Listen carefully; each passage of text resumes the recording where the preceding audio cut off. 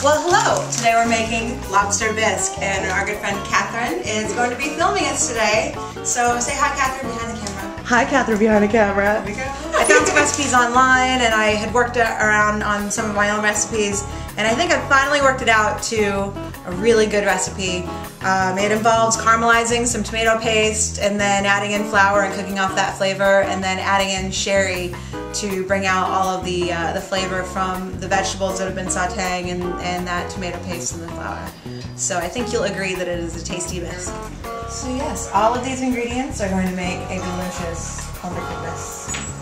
So right now what we're going to be doing is shelling our lobster tails and the shrimp. Now I put shrimp in my lobster bisque because it just adds a little extra seafood flavor. I mean, I know it's lobster bisque, but I figure that the extra taste, being a seafood lover, it just adds to the deliciousness of it. So there are 2 Caribbean lobster tails and about a pound of peel, or of already, not shell on. Now if we were making our stock today, what I would do is I would cut these shells open and shell off the shrimp and get all the meat out of it and take these shells and add it to our lobster shells into the lobster stock, because all this will just add all kinds of good flavor. So if you're actually making your stock and then your bisque later and you already have this, save these shells. Okay, here we have our lobster tails, and these are just from the grocery store, previously frozen and then thawed lobster tails. It helps a lot if they're thawed. The way that I crack them open is you just get a really sharp knife and you go down straight from the top and just kind of force your way down into it. Let's try that. There we go. All that good crunch right there. And then split it open and there's your wonderful meat. Pull that out. And as far as chopping it up, you want to get about some bite-sized chunks, but knowing that later on when the bisque is just about done, we're going to pass about half of the bisque through a blender just to get some of that meat dispersed throughout the bisque, and then also to leave a couple of chunks to enjoy while you're actually eating the soup. So we're going to throw that in there. There we go. And then the shrimp. Shrimp are pretty easy to peel. These are already split and deveined, so that's kind of nice. So you just kind of open that up and then pinch it through their stomach and then pinch their tail out, and the whole thing comes right off. All right, we're going to continue shelling and we'll see you in a little bit. So now we're going to start chopping the vegetables, and I was just telling Catherine about how much I love these cutting boards. They're very thin, but they're very sturdy. What I like most about them is that once you're done chopping your vegetables, you can roll it up and dump your stuff into a bowl or into the pan. It's very nice. Different colored cutting boards. These are for veggies. You have one for meat, one for poultry. They're convenient to get, and they're a great addition to any kitchen. And as far as the vegetables go in this recipe, it's kind of really more of a guideline. You can use 1 bigger onion and a shallot, maybe just to add some oniony flavor. Carrots, be careful about putting carrots in this recipe because too many carrots will make it too sweet. And I've noticed that, you know, if you're making a single batch, maybe 1 carrot's fine. I'm making a double batch right now, and so that'll be 2 carrots.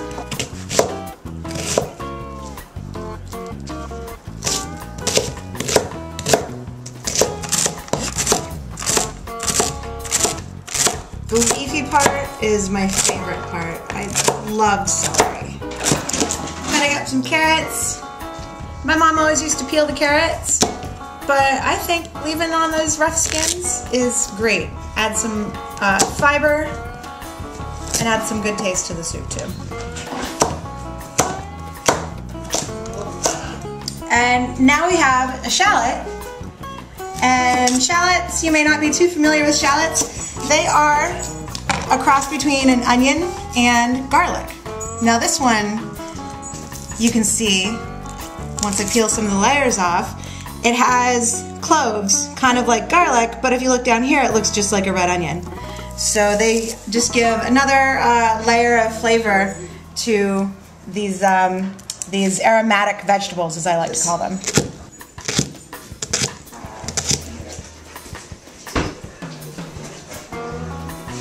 It's really important when you're cooking with cast iron cookware to heat your cast iron cookware up, because if you don't heat it up before you put the stuff in, it'll take a good 15 minutes or so just to get that cookware up to temperature. So what I like to do is turn it on to maybe about medium low just for a little bit, and then as it gets closer to cooking time I'll put it back up to maybe medium high or somewhere around there.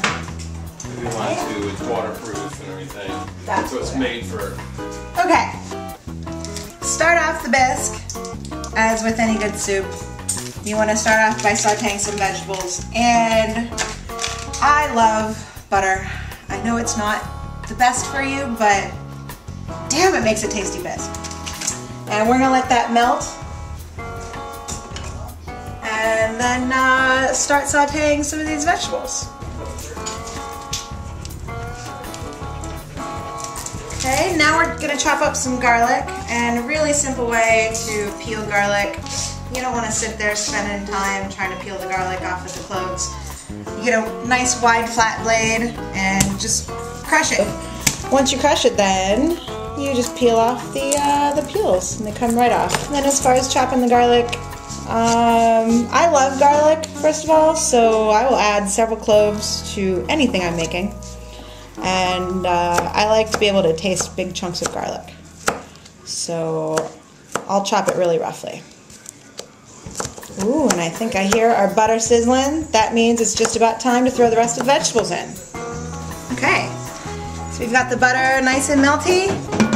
We go ahead and toss in all of these wonderful vegetables and let them saute in the butter for about 5-10 minutes until they get to start to be a little transparent and get nice and tender.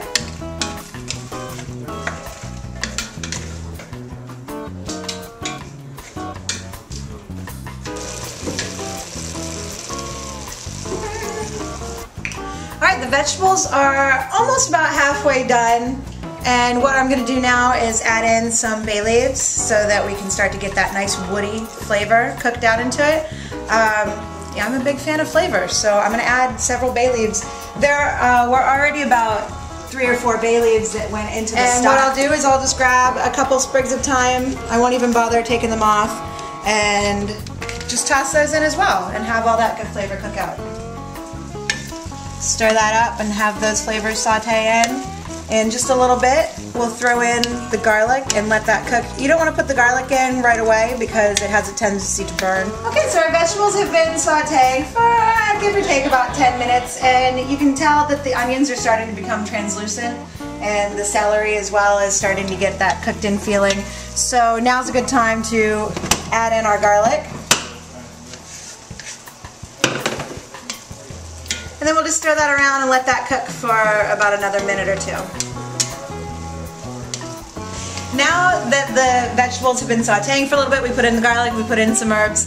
Now is the time to put in some tomato paste and have that caramelized. Tomato paste adds a little bit of flavor, but mainly what it does is it adds that nice orangey pink color to the bisque. So we're going to put this in. This is approximately 4 ounces of tomato paste. So you want to stir this up and make sure that it gets evenly spread throughout, and then you want to make sure that it cooks for a good 2 to 3 minutes just to cook off that raw flavor, and that raw tomato paste will then caramelize a little bit on the bottom of the pan and just add even more flavor. Okay, so our vegetables have been caramelizing in the tomato paste, and now it's time to add some flour, and the flour is going to be a thickening agent to make that nice creamy base. And I'm going to add in 4 tablespoons to this for this batch that we're making. Hang on, I've got to think about the stock. If that's for a quarter cup is 4 tablespoons, and I'm doubling a quarter cup, so that means it's 8 tablespoons. So now we're up to 6. I've got the crazy maths going on. So 4 cups of stock, 4 cups of cream, that means 8 cups total, so that's 8 tablespoons of flour. So now, right now we're cooking out this raw flavor. You want to make sure you stir it a lot. Flour has a tendency to burn, and if it looks like it is right now, how it's kind of sticking to the bottom of the pot a little bit, you might want to splash just a little bit of sherry. We're going to be adding sherry next, or splash a little bit of the stock that you may have on hand, just so that it doesn't burn to the bottom of the pan. All right, now I'm gonna slowly add in about half a cup of sherry.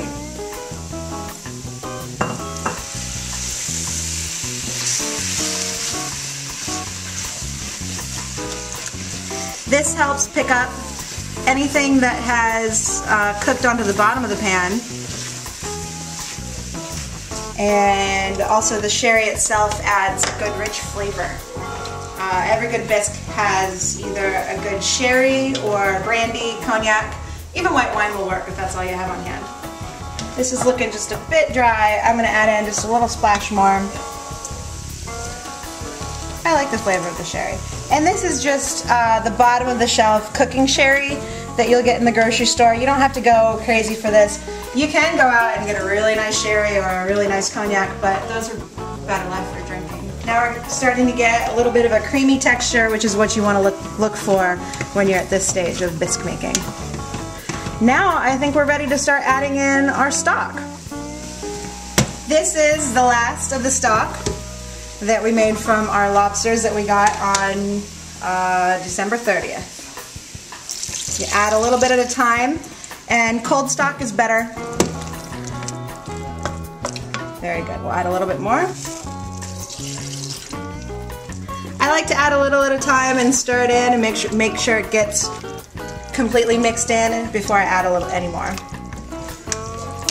You can start to smell that lobster coming out of that stock. Oh, you'll have to make sure you go and check out my stock post telling you all about how I make the stock. I add some clam juice in the stock, and I really didn't explain why, but it's more just to add a little bit more seafood flavor. And the richer that we can make it, the better a soup that it's going to make. Okay, so we've added all of our stock, and now it's time to add in some cream. We added the stock, and I just waited for it to get back up to temperature, and now I'm going to add in some cold cream. And do this the same way as we did the stock. You want to add a little bit at a time, stirring in and getting it mixed in. You can see already how nice and creamy it's going to make this bisque. Generally, you add as much cream as you do stock. But the last couple of times I've been making this, I've been noticing that I haven't needed quite as much cream. So I added, there's 4 cups of stock in here right now, and this is 2 cups of cream. So for right now I've got 2 cups of cream. I'm going to let that cook for a little bit and see if I need to add any more cream. Okay, we're getting close to the magic part of the bisque. But what we need to do first is get all these big chunks of the herbs out, which include those thyme sprigs that we put in earlier, and the bay leaves. Always keep track of how many bay leaves you put in. I put in 3, so I better come up with 3 bay leaves. I'm going to toss those aside. And now we're going to season the soup. You can use regular salt. I like to use seasoned salt. I'll put about 2 teaspoons in there to begin with. It's a pretty big pot, so you don't have to be too scared about putting too much in. And then I'll probably add about a teaspoon of the Chesapeake Bay Seasoning. Now this will add some more seasoning, but this will add a little bit of spice, which is good in the neighborhood.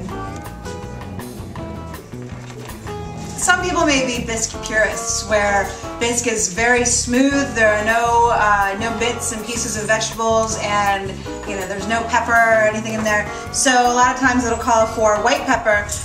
White pepper actually gives a little bit more of a kick, so I'll add about half a teaspoon of white pepper, going into the convention that bisques should be a clean-looking soup. However, as Matt Sylvia likes to mention, my bisque is dirty. So we'll put in white pepper, we'll also put in a couple cranks of the black pepper, and you'll see some flecks in there, but you're also going to see some flecks of the vegetables and some chunks of meat in there too. Okay, so we just taste tested the soup, and the seasonings that we put in were perfect. The soup is missing that certain flavor. What is it? It's the magic. Are we ready for the magic? I think we're ready. This is what's going to give the soup a ridiculously good flavor. It's all of our shrimp and the lobster that we peeled earlier. So what you want to do is get the soup up to a simmer, which you can see some bubbles popping up out of there, so it's just about perfect.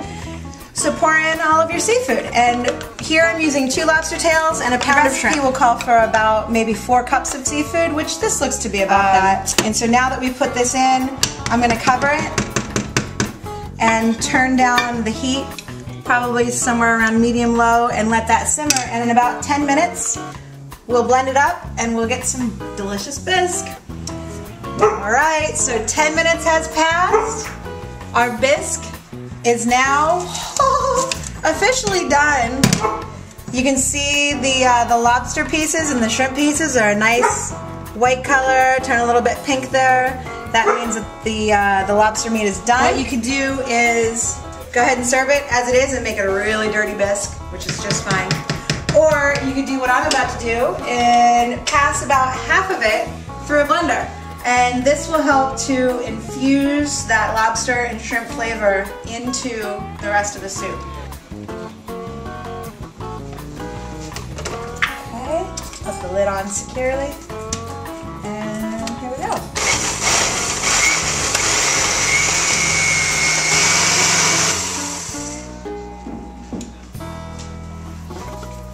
Just pour that back in. And you can see as you're pouring it in that the pouring in has a little bit of a different texture, and it'll change the texture of the whole soup. It'll go from more of a smooth soup to you know, just a little bit of a rough texture. Make sure that you leave a couple of big pieces out, because that's always fun to find a big old chunk of lobster.